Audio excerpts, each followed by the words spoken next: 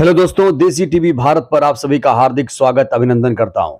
दोस्तों, इंडिया गठबंधन में सिर्फ हिटौवल, आरोप प्रत्यारोप, घमासान का दौर चल रहा है और इंडिया गठबंधन के सूत्रधार नीतीश कुमार पलटी मारने वाले हैं। जी हां दोस्तों, इसके कई सारे संकेत, कई सारे सबूत मिल चुके हैं कि नीतीश कुमार का अब इंडिया गठबंधन से मोह भंग हो चुका है।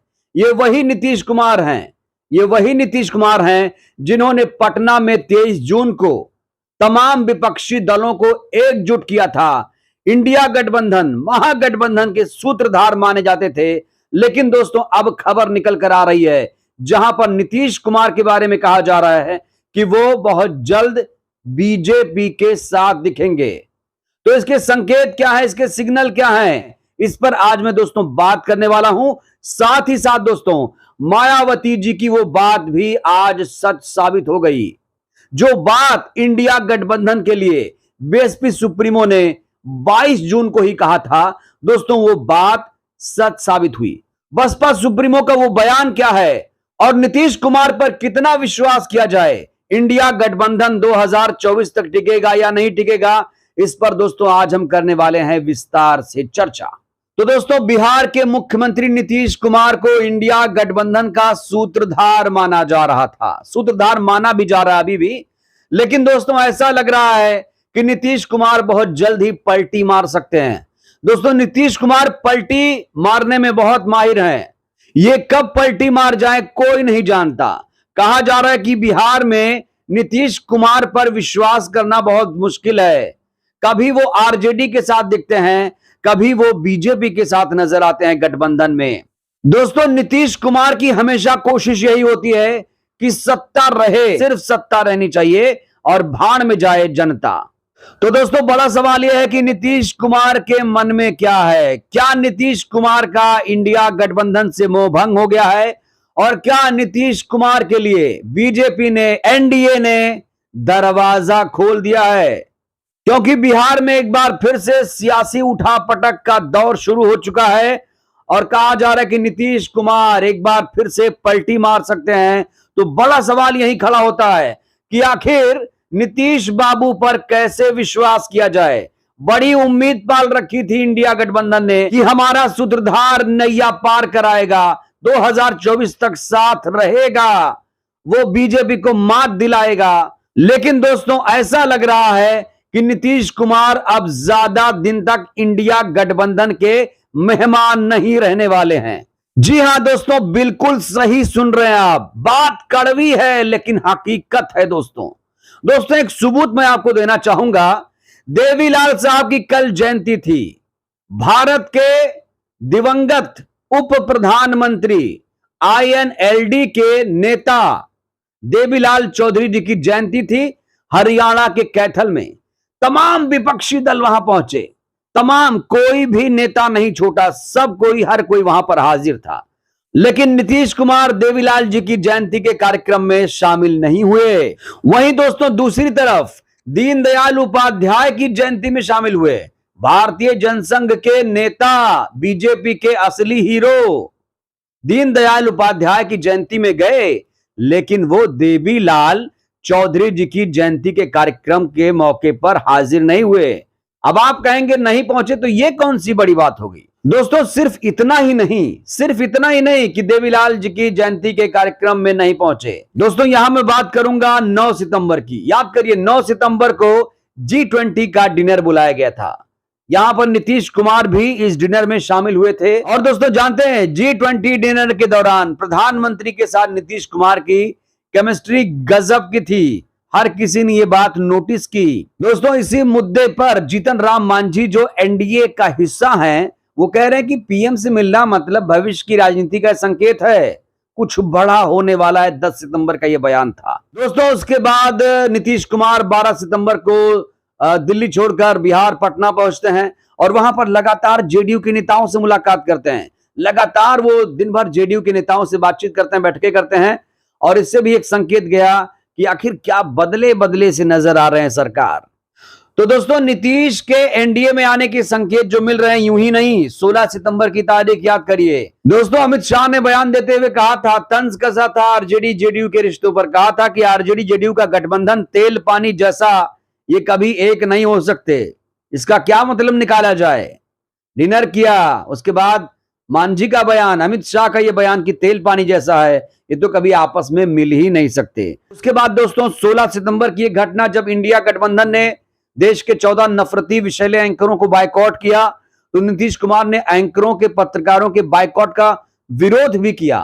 तो इंडिया गठबंधन की जो विचारधारा है, जो मुद्दे हैं उसके, उसमें फिलहाल वो साथ नजर नहीं आ रहे हैं दोस्तों। कुछ और कारण है। देखिए, अभी इंडिया गठबंधन का संयोजक तय नहीं है, और जब इंडिया गठबंधन का नाम रखा गया तब भी नीतीश कुमार को इससे दिक्कत आई थी, और अभी संयोजक नहीं बनाया गया है। उन्हें उम्मीद है कि वो इंडिया गठबंधन के पीएम फेस हैं, अभी उन्हें संयोजक नहीं बनाया गया, इसलिए वो बहुत ज्यादा बेचैन नजर आ रहे हैं दोस्तों। इतना ही नहीं, अभी बिहार में सीट शेयरिंग का फॉर्मूला तय नहीं हुआ है, अभी वहां पर कुछ तय नहीं हो पाया है, और कहा जा रहा है कि आरजेडी का नीतीश कुमार पर, लालू का नीतीश कुमार पर बहुत ज्यादा दबाव है। इसके अलावा अपनी ही पार्टी में टूट का डर सता रहा है नीतीश कुमार को, इसीलिए वो आजकल बदले बदले बेचैन नजर आ रहे हैं दोस्तों। आपको याद दिला दूं कि इंडिया गठबंधन में इस समय 28 दल हैं, वहीं पर एनडीए में करीब करीब 40 दल शामिल हैं। और आपको बता दूं दिलचस्प फैक्ट ये कि 2023 में 6 पार्टियां इसमें शामिल हुई हैं। तो दोस्तों आइए बताते हैं कि 2023 में एनडीए से कितनी पार्टियां जुड़ी हैं। तो 6 पार्टियां, जून से लेकर सितंबर तक 6 पार्टियां एनडीए का हिस्सा हो चुकी हैं, यानी लगातार एनडीए का विस्तार हो रहा है। जून में मांझी ने एनडीए ज्वाइन किया, जुलाई में अजीत पवार ने एनडीए ज्वाइन किया, एनसीपीए इनकी पार्टी का नाम है। इसके अलावा दोस्तों ओपी राजभर की पार्टी सुभाषपा ने जुलाई में ज्वाइन किया एनडीए। इसके अलावा दोस्तों जुलाई में ही चिराग पासवान की पार्टी एलजेपी ने एनडीए ज्वाइन किया। उपेंद्र कुशवाहा जो बिहार से आते हैं, उपेंद्र कुशवाहा ने एनडीए ज्वाइन किया। सितंबर में इसी महीने जेडीएस एचडी देवगौड़ा जो कर्नाटक से आते हैं, एनडीए का हिस्सा हो चुके हैं। तो बड़ा सवाल, क्या अब 7वीं पार्टी जुलाई में या अक्टूबर नवंबर दिसंबर कभी भी, क्या अब नीतीश कुमार एनडीए का हिस्सा होंगे? और दोस्तों इंडिया गठबंधन किस उद्देश्य से बनाया गया है? उद्देश्य क्या है इसका? उद्देश्य है प्रधानमंत्री को, बीजेपी को सत्ता से उखाड़ फेंकना। याद करिए दोस्तों, मैं थोड़ा पीछे ले चलूंगा क्योंकि बीएसपी सुप्रीमो की वो बात सच साबित हुई है। उन्हें इंडिया गठबंधन पर कभी विश्वास नहीं था, क्योंकि इनकी विचारधारा अलग अलग है। ये एकजुट तो हुए, लेकिन कहीं ना कहीं इनमें बहुत ज्यादा मतभेद है दोस्तों। 23 जून को विपक्षी दलों की पटना में बैठक हुई, और उसके एक दिन पहले बीएसपी सुप्रीमो ने ट्वीट किया था। 4 ट्वीट किए थे उन्होंने, जिसका सार दोस्तों मैं आप तक पहुंचाना चाहता हूं कि कितनी दूरदर्शी नेता है बीएसपी सुप्रीमो, वो कितनी समझदार हैं। और दोस्तों बीएसपी सुप्रीमो की बड़ी तारीफ हो रही है। और दोस्तों मैं तो बार बार कहता हूं कि अगर आपको राजनीति सीखनी है तो आपको बहन जी से थोड़ी बहुत ट्रेनिंग लेनी चाहिए, सीखनी चाहिए। बहुत लोग सीख रहे हैं वैसे। तो दोस्तों बताते हैं कि आखिर बीएसपी सुप्रीमो ने कहा क्या था। दोस्तों बीएसपी सुप्रीमो को जैसे पता चला कि एक बड़ी बैठक पटना में है, उन्होंने एक तंज कसा, कहा कि दिल मिले ना मिले हाथ मिलाते रहिए। एक शेर है कि दुश्मनी लाख सही खत्म ना कीजिए रिश्ता, दिल मिले ना मिले हाथ मिलाते रहिए। तो बीएसपी सुप्रीमो ने कहा कि इनके दिल नहीं मिल रहे हैं, सिर्फ ये लोग हाथ मिला रहे हैं।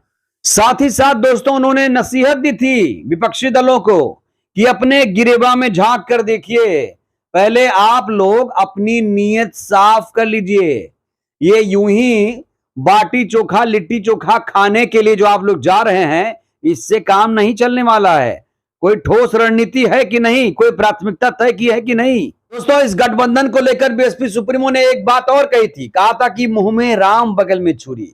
मतलब कि इनके मुंह से तो अच्छी अच्छी बात निकल रही है, लेकिन एक दूसरे के लिए ये लोग सही नहीं सोचते हैं, और इतना मनभेद है, ये लोग इस गठबंधन को कैसे आगे ले जा पाएंगे, इसको लेकर उन्होंने संदेह जो था 22 जून 2023 को ही जाहिर कर दिया था। और दोस्तों एक बड़ी चीज कही थी उन्होंने कहा था कि उत्तर प्रदेश ही सफलता की कुंजी है। उत्तर प्रदेश क्यों? क्योंकि यहां पर 80 लोकसभा सीटें हैं। कहा था कि ये जो 80 लोकसभा सीटें हैं यही सफलता की कुंजी हैं। आप लाख गठबंधन कर लीजिए, अगर आप यूपी में स्ट्रांग नहीं है, मतलब कहा था उन्होंने कि मैं नहीं हूं। तो दोस्तों बीएसपी सुप्रीमो ने यहां पर यह आईना दिखाया था कि ये लोग बार बार गठबंधन कर रहे हैं, उत्तर प्रदेश के बारे में नहीं सोच रहे हैं, यूपी के बारे में नहीं सोच रहे हैं, क्योंकि दोस्तों इंडिया गठबंधन वालों ने बसपा सुप्रीमो को आमंत्रित नहीं किया था। दोस्तों एक और बड़ी बात आप तक पहुंचाना चाहूंगा, बसपा सुप्रीमो ने एक चिंता भी जाहिर की थी। कहा था कि संविधान सही से लागू करने की क्षमता इन पार्टियों में नहीं है, ना तो बीजेपी में ना तो कांग्रेस में। संविधान आज तक इस देश में सही तरीके से लागू ही नहीं हुआ दोस्तों। ये दुर्भाग्यपूर्ण है हमारे देश में, और ये तब तक नहीं लागू होगा मुझे लगता है जब तक इस देश को कोई अंबेडकरवादी पीएम नहीं मिल जाता। जी हां दोस्तों वैसे इंडिया गठबंधन में और सारी चुनौतियां हैं, जैसे सीट शेयरिंग को लेकर बात नहीं हो पा रही है। उत्तर प्रदेश में अपनी जिद पर अड़े हुए हैं अखिलेश यादव जी, कह रहे हैं भैया हम तो सीट बांटेंगे। इंडिया गठबंधन का जो थीम सॉन्ग है वो कह रहे हैं कि हम नहीं बजाएंगे, और जो पीडीए उनका है वो पीडीए एनडीए पर भारी पड़ेगा। अजय राय और समाजवादी पार्टी में तमाम तरह की बयानबाजी भी हो रही है, वो कभी हम किसी और वीडियो में बात करेंगे दोस्तों। तो कुल मिलाकर दोस्तों कहा जा रहा है कि नीतीश कुमार पलटी मारने वाले हैं, लेकिन इन्हीं नीतीश कुमार के बारे में बीएसपी सुप्रीमो ने बहुत पहले ही भविष्यवाणी कर दी थी दोस्तों। तो दोस्तों कुल मिलाकर अगर मेरी राय आप पूछें तो मुझे तो नीतीश कुमार पर विश्वास नहीं हो रहा है। मुझे दोस्तों नहीं हो रहा, मैं नहीं कर पा रहा हूं। आपको क्या लगता है नीतीश के दिल में मन में क्या है, इंडिया या एनडीए? क्या लगता है दोस्तों? इस पर आप अपनी राय दीजिएगा। वीडियो को लाइक करिए, चैनल को सब्सक्राइब करिए, वीडियो को जन जन तक पहुंचाइए जिससे बहुजन समाज जागरूक हो। जय भारत, जय संविधान।